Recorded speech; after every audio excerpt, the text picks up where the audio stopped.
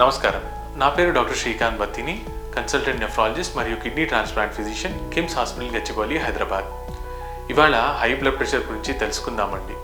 ఈ high BP భారతదేశంలో ప్రతి ముగ్గురిలో ఒకరికి ఉంటుంది. దీనికి 5 ముఖ్యమైన కారణాలు ఉంటాయి. మొదటి ముఖ్యమైన కారణం ఎసెన్షియల్ హైపర్టెన్షన్. ఈ ఎసెన్షియల్ హైపర్టెన్షన్ అనేది వయసు మళ్ళిన వాళ్ళకి రక్తనాళాల్లో మార్పులు వచ్చి బీపీ పెరుగుతుందండి. ఇది 80% మందికి ఇదే కారణం ఉంటుంది హై బీపీకి. ఇది కాకుండా కిడ్నీ ప్రాబ్లం ఉన్న వారికి కూడా బీపీ వస్తుంది.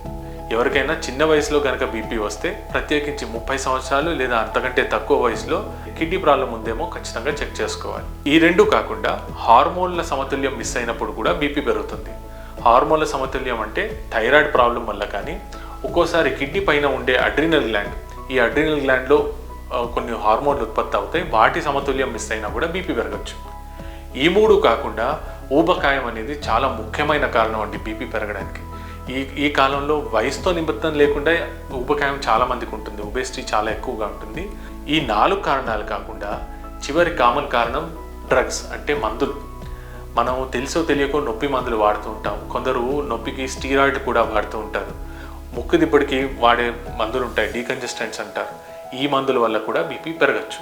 సో ఈ 5 కారణాలు గుర్తుంచుకోండి, మీ ఆరోగ్యాన్ని కంట్రోల్లో ఉంచుకోండి.